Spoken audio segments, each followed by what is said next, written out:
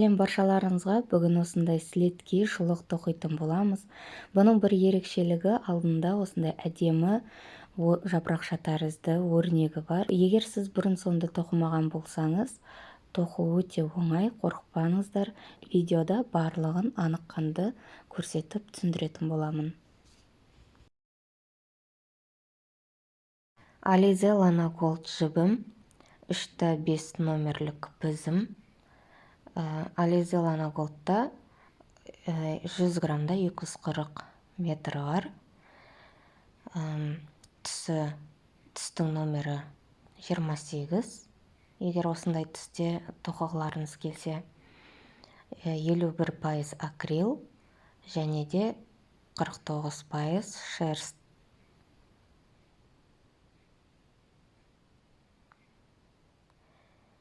Енді екі бізімізге шамалы жібімізді ұзынырақ қылып алып, 21 ілмек іліп аламыз. Мінеке осылай. 2 ілмек кетті, 3, 4, 5. 21 ілмек іліп алғаннан кейін бір бізімізді суырып аламыз.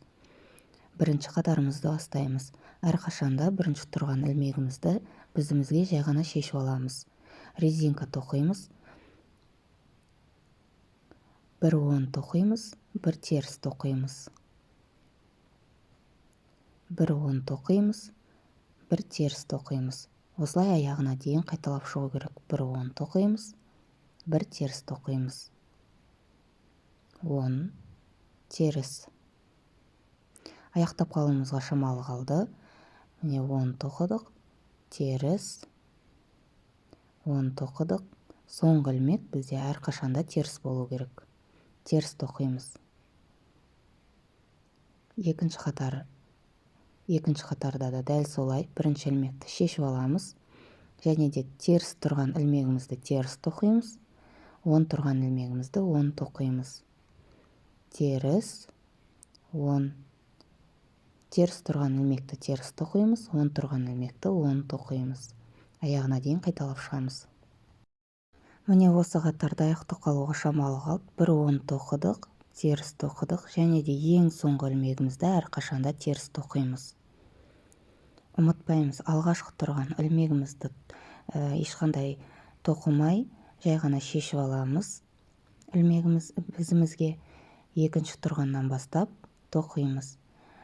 Міне, оң ілмекті оң тоқимыз, теріс ілмекті теріс тоқимыз. Оң ілмекті оң, терісті теріс. Бірге бір резинка тоқимыз.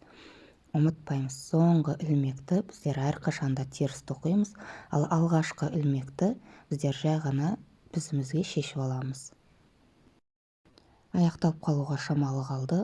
Оң ілмек, теріс ілмек, оң ілмек және де соңғысы теріс ілмек. Осылай біздер 15 қатар тоқып шығуымыз керек. Бір резинканы. Бірінші ілмекті жай ғана шешіп аламыз. Теріс тұрған ілмегімізді теріс тоқимыз, оң тоқимыз. Теріс тоқимыз, оң тоқимыз. Бір теріс, бір оң. Міне осы қатарда аяқтап қалдық. Оң тоқыдық, теріс тоқыдық, оң тоқыдық, теріс, және де ең соңғы ілмегіміз теріс болады. 15 қатар осылай өздеріңіз тоқып шығыңыздар. Міне мен 15 қатар тоқып болдым. Ұзындығы менде 5 сантиметрдей болып шықты. Енді ары қарай біздер өзіміздің өрнегімізді тоқитын боламыз. Жалғастырып, бірақ тоқымас бұрын біздер резинкамыз қай жерден аяқталып тұр, соған белгі тастап кетуіміз керек. Жанында осындай әдемі өрім пайда болды бізде. Мына жібіміз шығып тұрған өрімнен емес, соның астындағы тұрған өрімге белгі тастаймыз. Міне, мына өрімнен емес, соның астындағы тұрған. Осылай көрсетсем, анық көрініп тұр, міне. Осыған бірінші белгімізді тастаймыз. Және де мына жағынан да дәл солай белгімізді тастап кетуіміз керек. Мына жақта да бізде әдемі өрім пайда болып тұр.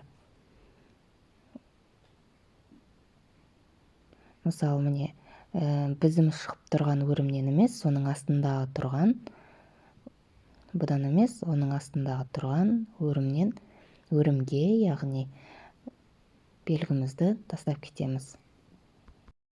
Енді ары қарай өрнегімізді тоқимыз.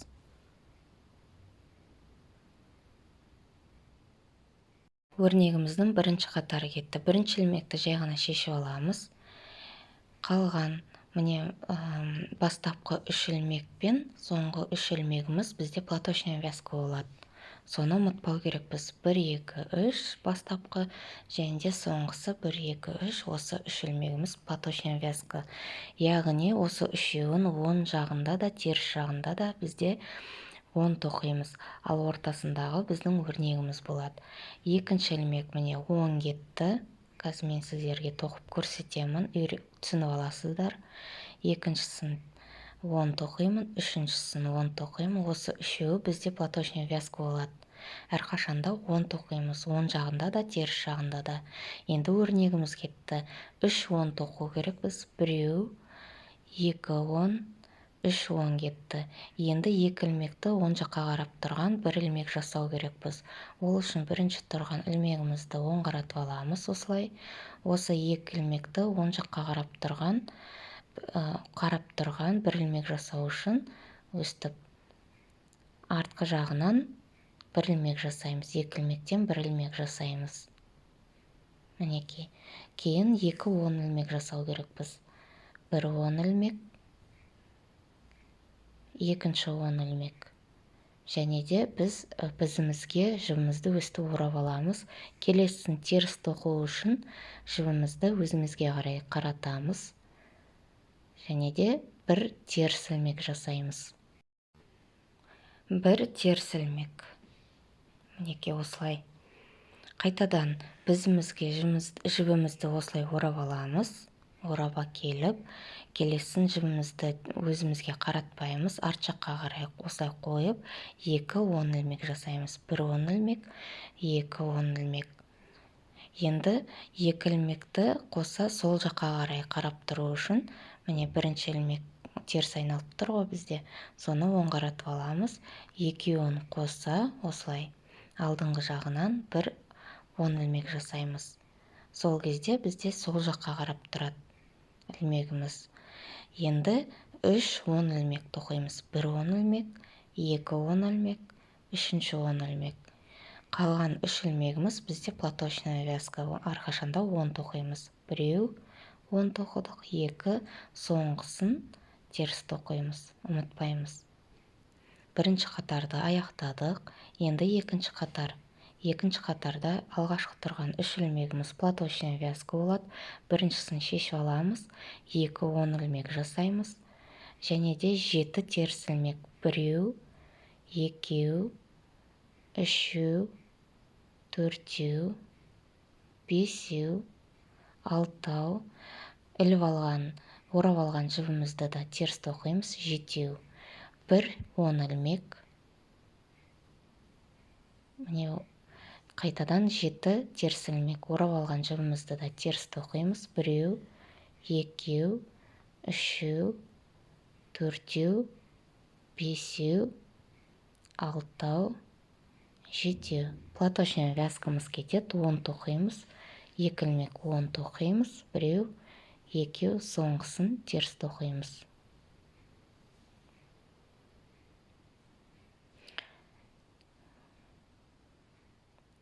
Теріс айналдырамыз. Енді үшінші қатарымыз кетті. Бірінші ілмекті жай ғана шешіп аламыз. Платочная вязка кетті. 2 10 тоқимыз. 1 2. Қайтадан өрнегіміздің 2 10 тоқимыз. 1 10, екінші 10. 2 ілмекті біз оң қаратып тұрған 1 ілмек жасау үшін, 1 10 ілмек жасау үшін, екеуін осылай айналдырып қайтадан бізімізге кигіземіз. Екеуінен 1 10 ілмек, оң қарап тұрған 1 10 ілмек жасадық. Міне осылай. Енді 2 10 ілмек тоқимыз. 1 10 ілмек, екінші 10 ілмек, Жібімізді қайтадан бізімізге орап аламыз. Бір 10 ілмек жасаймыз. Бір теріс ілмек. Ортада тұрған. Қайтадан бір 10 ілмек. Жібімізді бізімізге орап аламыз осылай. 2 10 ілмек. Мінекей осылай. 2 10 ілмек. Біреу, екеу. Енді 2 ілмектен 1 ілмек жасау керекпіз солға қарап тұрған. Ештеңені айналдырмаймыз бұл жерде. Екеуінен 1 10 ілмек жасадық. Мінекей 2 10 ілмек өрнегіміздің. Біреу, екеу және платочная вязканың 3 ілмегі қалды. Соған 10 ілмек жасаймыз. Біреу, екеу, соңғысын теріс тоқыдық. Төртінші қатарымыз. Біріншісін жай ғана шешіп аламыз. 2 10 ілмек жасаймыз. Біреу, екеу, 7 теріс ілмек жасаймыз. Біреу, екеу, үшеу, төртеу, бесеу. Орап алған жібіміз міне. 6, оны да теріс тоқимыз. 7, 1 10 ілмек жасаймыз. Қайтадан 7 теріс ілмек. Біреу, міне орап алған жібімізді да теріс тоқимыз. 2, 3, 4, 5, 6, 7. 3 ілмегіміз қалды. 2 10 жасаймыз. Біреу, екеу, соңғысын теріс тоқимыз. Тоқыманың теріс жағында әрқашанда осы ілмектер қайталанып отырады. Ешқандай өзгерістер болмайды. Енді оңғаратып алдық, міне. 5-ші қатарымыз кетті. 1-ші ілмекті жай ғана шешіп аламыз. 2-ші ілмек 10, 3-ші ілмек 10. Платочная вязка. Қайтадан 1 ілмегімізді біздер 10 тоқимыз. Және де 2 ілмегімізді оңғаратып 1 10 ілмек жасау керекпіз. Ол үшін екеуін біздер өстіп теріс айналдырып аламыз. Және де артқы жағынан 1 10 ілмек жасадық. 2 10 ілмек жасаймыз. Біреу, екеу. Жібімізді айналдырып аламыз. 2 10 ілмек жасаймыз. Біреу, екеу. 1 теріс ілмек міне ортадағы. Қайтадан 2 10 ілмек. Біреу, екеу. Жібімізді осылай бізімізге айналдырып аламыз. Енді 2 10 ілмек жасаймыз. Айналдырып аламыз. 1-ші 10 ілмек, 2-ші 10 ілмек. Енді 2 ілмегімізді қатар тоқимыз. Екеуін қоса 1 10 ілмек жасаймыз солға қарап тұрған.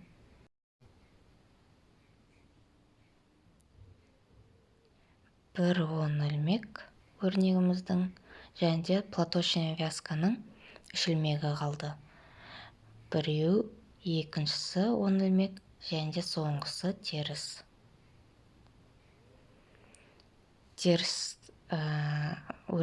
Тоқыманың теріс жағы. Біріншісін шешіп аламыз. 2 рет 10 тоқимыз. Және де 7 рет теріс тоқимыз. Біреу, екеу, үшеу. Осы қайталанып отырады бізде әрқашанда. Келесіде мен сіздерге бұны көрсетпеймін. Сіздер өзіңіз тоқитын боласыз. Біріншісін шешіп аласыз. 2 рет 10 тоқисыз. 7 рет теріс тоқисыз. 1 рет 10, қайтадан 7 рет теріс тоқисыз. 2 рет 10 тоқисыз. Және де соңғысын теріс тоқисыздар.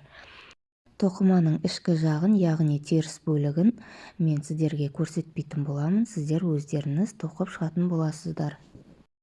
6-ші қатарды аяқтадық. 7-ші қатарға көшеміз. 1-ші ілмегімізді шешіп аламыз. 1 10 кетті. 2-ші 10.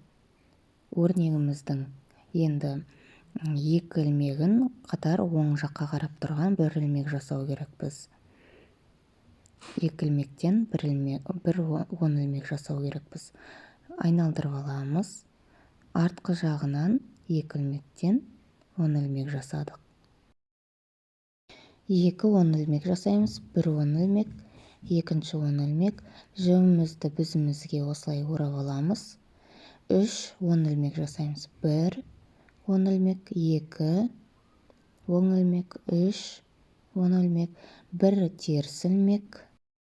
Қайтадан 3 10 ілмек, 1 2 3. Жібімізді орап аламыз бізімізге. 2 10 ілмек. Енді 2 ілмектен 1 10 ілмек жасаймыз. Солға қарап тұрған. 2 10 ілмек, соңғысы теріс ілмек. 8-ші қатарды өзіміз тоқимыз. 6-ші қатар, 4-ші қатар, 2-ші қатар сияқты өзіміз тоқып шығамыз. Мінекей біздің 8 қатардан тұратын өрнегіміз аяқталды. Тура осылай сіздер тағы бір рет тоқып шығыңыздар. Яғни 1-ші қатардан 8-ші қатарға дейін бір рет өздеріңіз тоқып шығыңыздар. Менде осындай өрнек пайда болды. Жоғары қарай тағы бір өрнек тоқыдым. Енді осыны өлшеп көрейік. 9,5 сантиметр болды. Осы қатарда да біздер белгімізді тастап кетуіміз керек. Жібіміз шығып тұрған ілмектің, яғни өрімнің бойынан емес, соның астындағы ілмектен біздер белгі тастаймыз. Міне, осы жерден. Сіздерге көрініп тұр деген ойдамын. Енді мына жағынан да белгі тастап кетеміз. Бізіміз шығып тұрған ілмектен емес, соның астындағы тұрған. Мынадан емес, міне соның астындағы тұрған.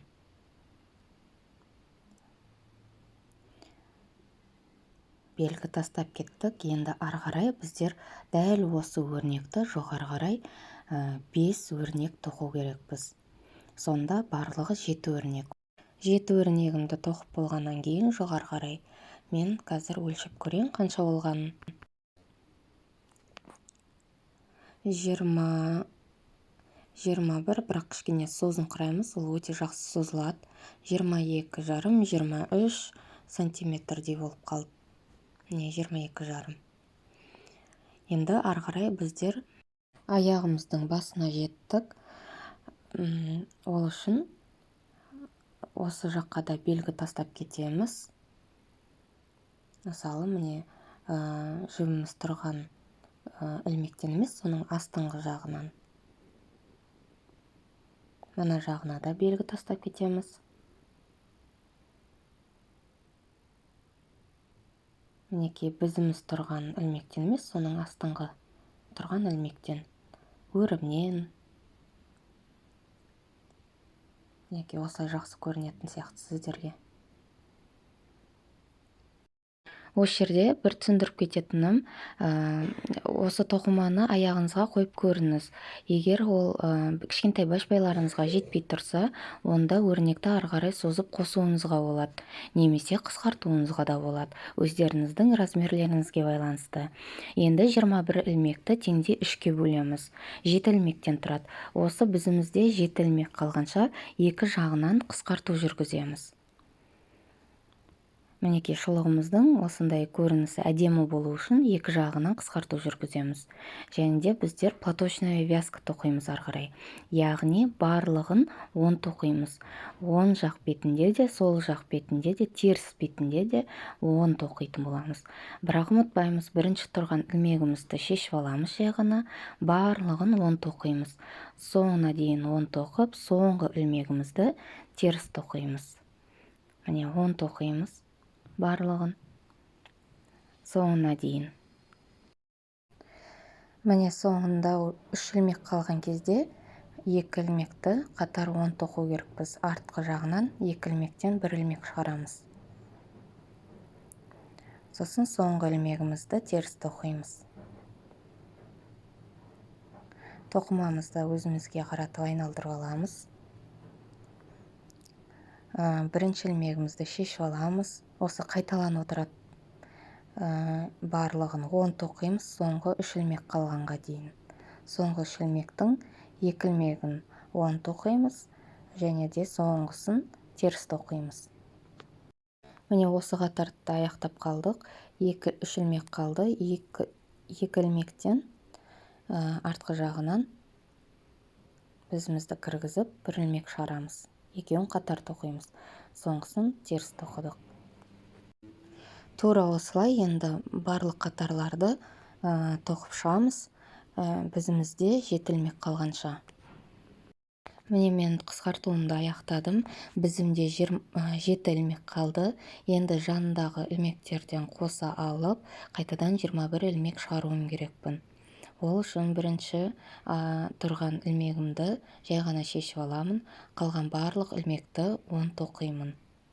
Екінші ілмектен бастап 10 тоқимын. 3, 4, 5, 6, жетіншісін да мен 10 тоқимын. Соңғысын.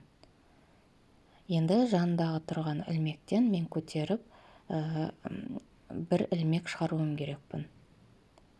Міне мына тұрған ілмегімнен шығып тұрған өрімнен емес, соның астындағы тұрған өрімнен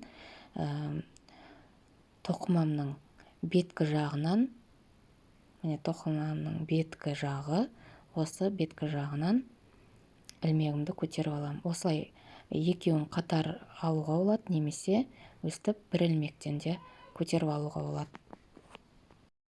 Өстіп 1 ілмекті көтеріп аламыз да, жібімізді өзімізге қарай әкеліп, теріс тоқимыз. Теріс ілмек жасаймыз. Мінеке біздер 1 ілмекті жаннан қосып алдық. Енді бізімізде 8 ілмек пайда болды. Ары қарай біздер бірінші тұрған ілмекті шешіп алмаймыз. Бұл жерде жаннан қосатын болғаннан кейін бірінші тұрған ілмекті 10 тоқимыз. Бірінші тұрған ілмекті 10 тоқыдық, екінші тұрған ілмекті 10 тоқимыз. Осылай барлығын 10 тоқып шығамыз. Соңғы ілмекті де 10 тоқимыз. Міне соңғы ілмекті де 10 тоқимыз. Жанынан енді ішкі жақ бетінен емес, сыртқы тоқыманың сыртқы жағынан ілмегімізді көтеріп алуымыз керек. Ілмек жасаған өрімнен емес, бұл өрімнен емес, соның астындағы тұрған ілмектен сыртқы жағына қарап тұрған ілмегімізді көтеріп аламыз осылай. Мінеке тағы да бір рет көрсетейін. Мына ілмек жасаған өрімнен емес, соның астындағы тұрған. Бұдан 10 ілмек жасамаймыз. Бұны біздер теріс тоқимыз. Жібімізді өзімізге қарай әкеліп, теріс тоқимыз. Бізімізде енді 9 ілмек пайда болды. Енді қайтадан бірінші тұрған ілмегімізді 10 тоқимыз.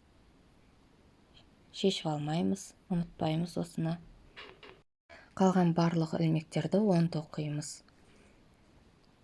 Соңына дейін 10 тоқимыз. Соңғы ілмекті де 10 тоқимыз.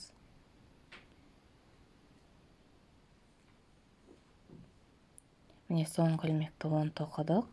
Енді тоқымамыздың беткі жағынан ілмегімізді көтеріп аламыз. Міне мынау ілмегіміз шыққан өрім, содан тартылып тұрған жіп, міне содан кейінгі өрім тұр. Міне беткі жағы осы жерде болғансын, мынадан өстіп көтеріп алам ілмегімді. Тартылып тұрған жіп бұл деген, міне осылай көтеріп алам. Осыны мен теріс тоқимын.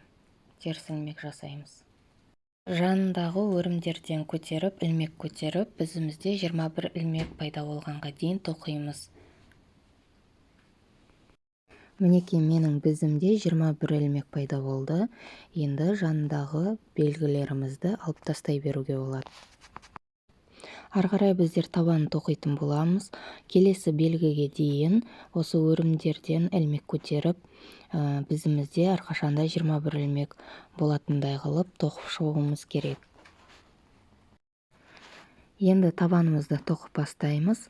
Алғашқы тұрған ілмегімізді бізімізге жай ғана шешіп аламыз. Бұны 10 тоқымаймыз. Шешіп аламыз. Қалған платочный вязкамызды жалғастырып кетеміз. Барлық ілмектерімізді 10 тоқимыз. Соңғы 2 ілмек қалғанға дейін ілмектерімізді 10 тоқып шығайық. Міне бізімізде 2 ілмек қалды. Осы 2 ілмектен біздер 1 ілмек жасауымыз керек. 2 ілмектен 1 ілмекті 10 тоқимыз артқы жағынан, және де жанындағы ілмектен көтеріп алуымыз керек.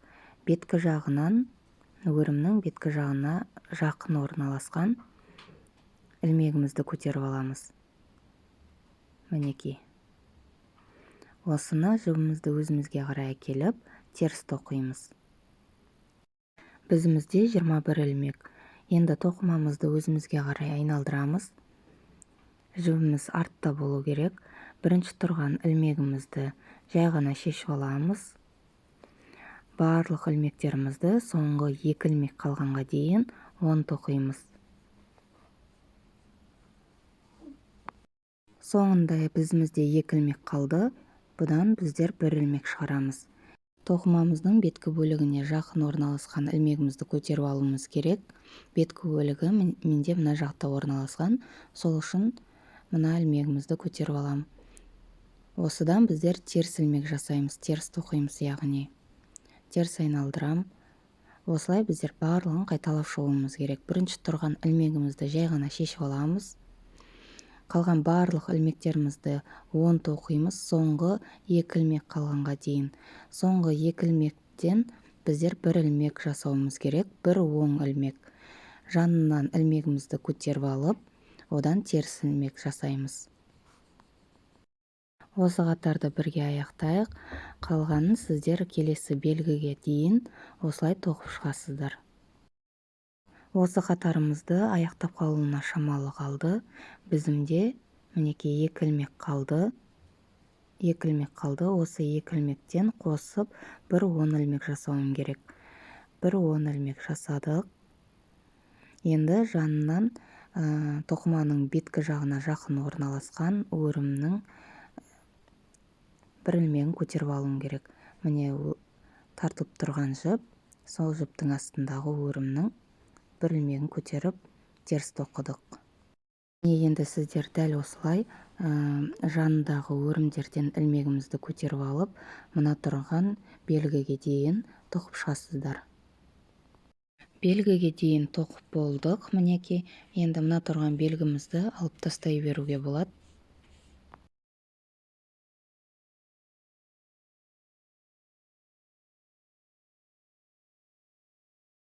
Енді ары қарай шұлығымыздың, сілеткейіміздің басын қалай тоқыдық, дәл солай өкшесін тоқимыз.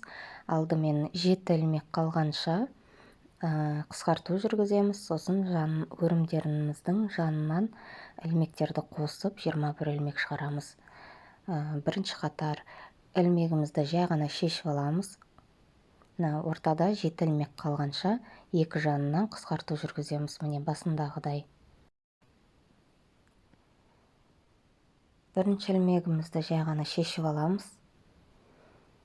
Екінші ілмегімізден бастап соңына дейін, соңғы 3 ілмекке дейін 10 тоқимыз. Осылай 10 тоқып шығайық.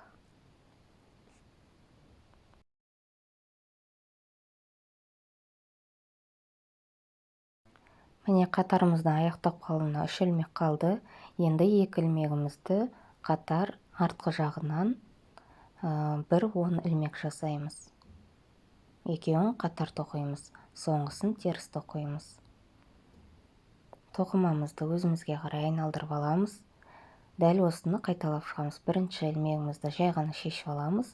Барлығын соңғы 3 ілмек қалғанға дейін 10 тоқимыз.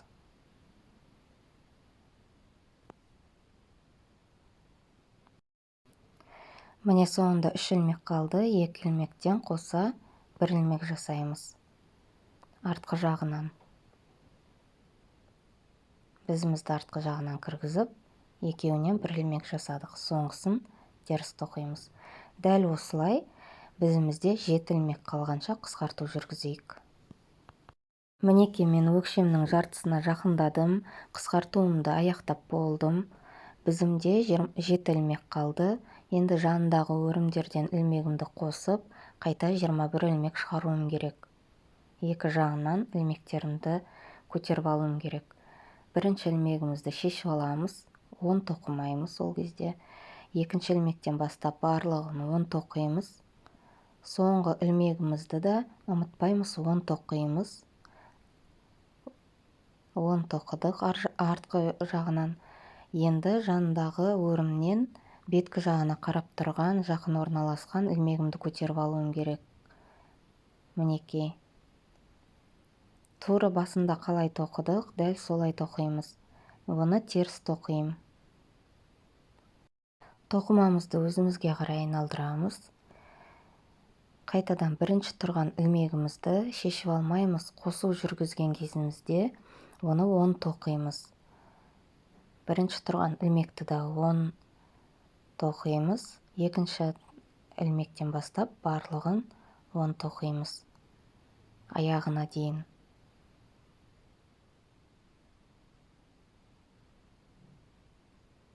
Соңғы тұрған ілмегімізді де 10 тоқимыз. 10 ілмек жасадық. Енді жанында сыртқы жағына жақын орналасқан ілмегімізді көтеріп алуымыз керек.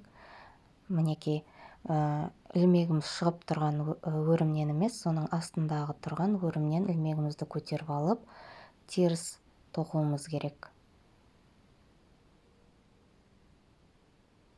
Мінекей, бірінші тұрған ілмекті шешіп алмаймыз, оны 10 тоқимыз. Қосу жүргізген кезде 10 тоқыдық. Екінші тұрған ілмектен бастап барлығын 10 тоқимыз.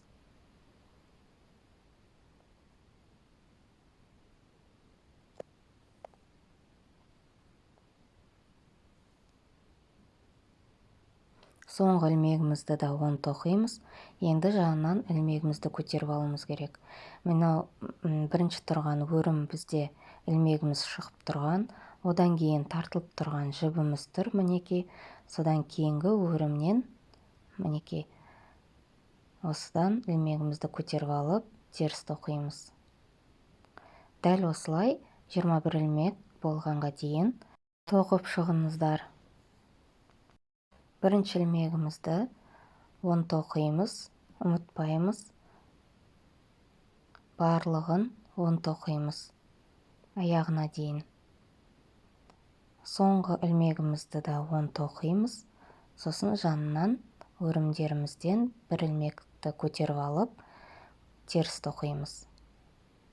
Міне соңғы ілмегіміз 10, жанынан көтеріп аламыз. Міне ілмегім шығып тұрған өрім, астында тартылып тұрған жібіміз, міне. Содан кейін сыртқы жағына жақын орналасқан ілмегімізді көтеріп аламыз. Бұны теріс тоқимыз. Арқарай енді өздеріңіз тоқып шығыңыздар. Міне мен табанымды тоқып болдым. Біздімде 21 ілмек. Жанындағы өрімдерден барлық ілмегімді көтеріп алдым. Енді ары қарай табанын қалай тоқыдық, тура солай тоқитын боламыз. Бірақ бұл жерде бір ескеретін жай, арамызда үлкен бір алшақтық орналасып тұр. Өрімге дейін бізде алшақтық орналасып тұр. Сол үшін жақынырақ сіздерге көрсетейін. Міне осылай. Екі өрімдеріміздің арасында мынандай қуыс бар. Яғни сол қуыс болып қалмау үшін міне мына жерде орналасып тұр менің бірінші өрімім. Енді мына жерден екеуінің ортасынан мен бір ілмек көтеріп алуым керекпін. Мына жақ жанында да сондай, тура сондай болып тұр. Міне бірінші тұрған өрімге дейін менде мықты алшақ орналасқан. Сол үшін екеуінің арасынан мен бір ілмек көтеріп алуым керекпін.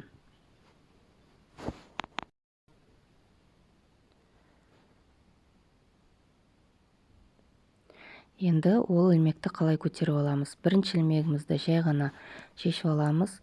Осы қатарымызды 10 тоқып шығайық. Соңғы 2 ілмек қалғанға дейін 10 тоқимыз. Бізде 21 ілмек болу керек. Соңына дейін 10 тоқимыз. Соңында міне 2 ілмек қалды. Осы 2 ілмектен бір 10 ілмек жасау керек біз артқы жағынан. Енді жанынан бір ілмек көтеріп алуымыз керек. Мысалға мен сіздерге былай көрсетейін. Міне бірінші тұрған өріміміз, бұл өрімнен алмаймыз, көтермейміз. Мына өрімнен көтермейміз. Екеуінің арасында өте үлкен қуыс сияқты көрініп тұрады, алшақ болып, сол үшін мына ілмектен көтеріп алуымыз керек. Неғұрлым тығыз болу керек бізде екі ілмегіміздің арасында. Мына жерден көтерсек, бұда да бір үлкендеу, бір тесік сияқты пайда болады. Сол үшін соның астынан тығыз орналасқан ілмегімізді көтеріп аламыз. Бұдан біз теріс тоқимыз.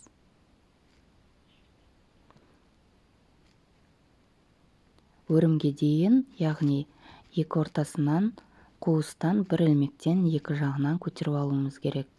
Міне біз қанша тартсақ та тығыз орналасып тұр, көрдіңіздер ме? Осылай. Тоқымамызды ары қарай жалғастырамыз. Бірінші тұрған ілмегімізді жай ғана шешіп аламыз. Соңғы екі ілмек қалғанға дейін 10 тоқимыз. 10 тоқып шығайық.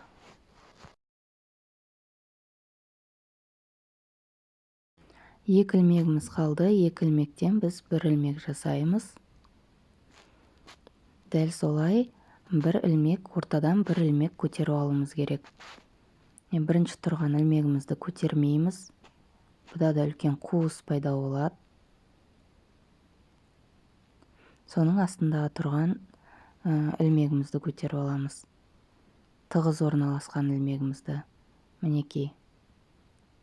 Өрімнің астындағы тұрған.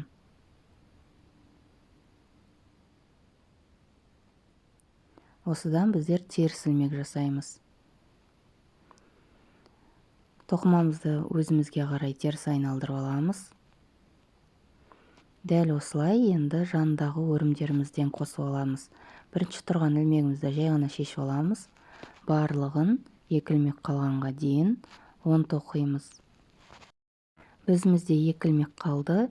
Екі ілмектен артқы жағынан бізімізді кіргізіп, бір ілмек жасаймыз. Жанындағы өрімнен енді ілмегімізді көтеріп алуымыз керек. Беткі бетіне жақын орналасқан ілмегімізді көтеріп аламыз. Өрімнен.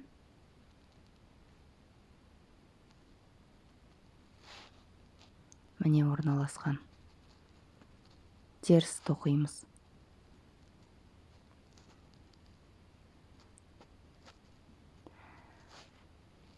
Тоқымамызды өзімізге қарай айналдырып аламыз. Бірінші тұрған ілмегімізді жай ғана шешіп аламыз. Барлығын 10 тоқимыз.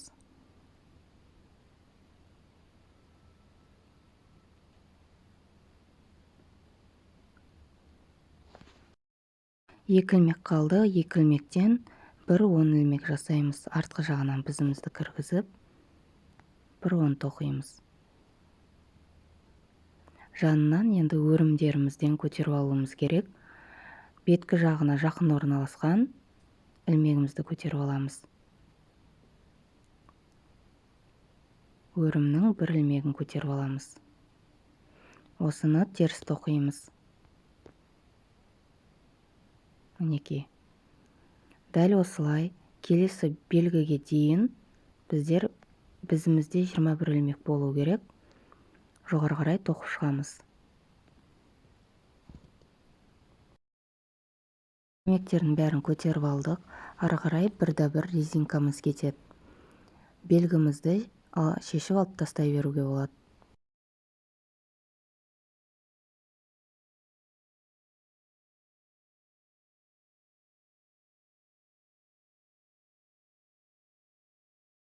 Резинкамызды жалғастыру керекпіз.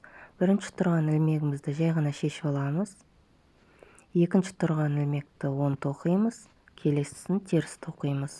Бір 10, бір теріс. Аяғына дейін осылай тоқимыз. Бір 10, бір теріс. Резинка тоқимыз.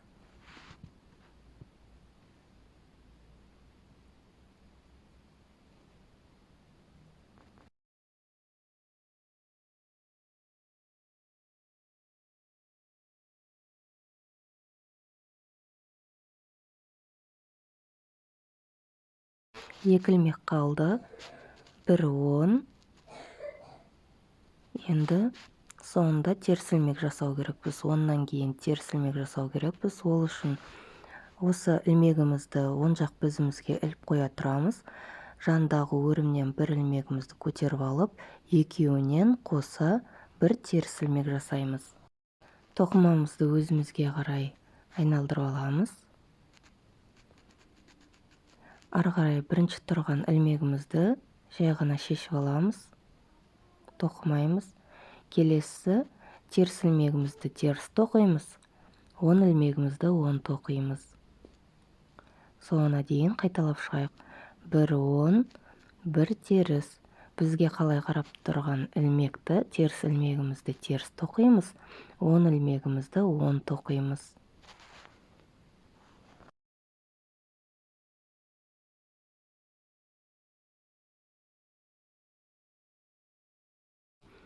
Соңына аяқтап қалдық. Теріс тоқимыз. Терістен кейін міне 10 тоқу керек. Біз оны оң жақ бізімізге шешіп алып қоя тұрамыз. Жанындағы өрімнен 1 ilmегімізді көтеріп аламыз. Екеуінен қоса 10 тоқимыз. Өйткені алдындағысы бізде теріс ilmегіміз. Содан кейін 10 тоқимыз. Тоқымамызды өзімізге қарай айналдырып аламыз. Жібімізді өзімізге қарай алып келеміз. Бірінші тұрған ilmегімізді жай ғана шешіп аламыз. Жібімізді қайтадан артқа қарай апарамыз. 10 ilmегімізді 10 тоқимыз, теріс ilmегімізді теріс тоқимыз. Бізге қалай қарап тұрған ilmекті 10 қарап тұрған ilmегімізді 10 тоқимыз, теріс ilmегімізді теріс тоқимыз. Резинканы осылай аяғына дейін тоқып шығыңыздар. Бұл қатарды да аяқтап қалдық. Теріс ilmek, 10 ilmek, соңында теріс ilmek болу керек. Ilmегімізді жай ғана шешіп алып қоя тұрамыз. 1 ilmегімізді көтеріп аламыз өрімнен, екеуін қоса теріс тоқимыз. Қайтадан өрнегімізді өзімізге қарай айналдырып аламыз. Бірінші тұрған ilmегімізді жай ғана шешіп аламыз. Теріс ilmek тұр, кейін терісті теріс тоқимыз, 10-ды 10 тоқимыз. 1 теріс, 1 10. Аяғына дейін қайталап шығыңыздар. Аяқтап қалдық. 1 10 тоқимыз, 1 теріс тоқимыз. Енді 10 тоқу керек біз. Осы ilmегімізді оң жақтағы бізімізге шешіп алып қоя тұрып, өрімнен 1 ilmегімізді көтеріп алып, шешіп алған ilmегімізді қайтарып, екеуінен қоса 1 10 ilmek жасаймыз. Дәл осылай жанындағы өрімдерімізден ilmегімізді көтеріп алып, резинканы аяқтайсыздар. Бір резинкамды аяқтадым. Енді ilmekтерімді жабуым керек. Бірінші тұрған ilmегім теріс болғандықтан жібімді өзіме қарай әкелем. Бірінші тұрған ilmегімді жай ғана оң жақтағы бізіме шешіп алам. Тоқымайым. Екінші тұрған ilmегім 10 ilmek, сол үшін 1 10 ilmek жасайым. Осы ilmekті арттағы тұрған ilmектен өткізіп алуым керек. Осылай. Екінші тұрған ilmегім теріс тоқим, арттағы тұрған ilmектің ортасынан суырып алам. 10 ilmek жасайым, 10 ilmekті арттағы тұрған ilmектің ортасынан суырып алам. Теріс ilmek, арттағы тұрған ilmектің ортасынан суырып алам. 10 ilmek, арттағы тұрған ilmектен суырып алам. Теріс ilmekті теріс тоқим, арттағы тұрған ilmектен ортасынан суырып алам. 10 ilmek, арттағы тұрған ilmектің ортасынан суырып алам. Осы ilmегімді. Дәл осылай соңына дейін қайталайсыздар. Мінекей аяқтап қалдым. Соңында теріс ilmek, арттағы тұрған ilmектен жай ғана суырып алам ортасынан. Ұзындау қылып өстіп созып алам. шамалы жібімді қалдырып қиып тастаймын. Осы тұрған ілмегіміздің ортасынан жібімді суырып аламын. Қаттылап тартам. Осы басында тоқыған кезде қалып қойған жібіммен екеуін қатар байлап, тоқымамыздың арасынан, ішкі жағынан бізіміздің көмегімізбен тығып қоюға болады. Жылы суға жуып кептіріп алғаннан кейін ілмектеріміз қалпына келіп, тоқымамыз одан да әдемі болып көрінетін болады. Менімен бірге тоқығандарыңызға рахмет. Лайк басып, комментарий қалдырып, подписка жасауға ұмытпаңыздар.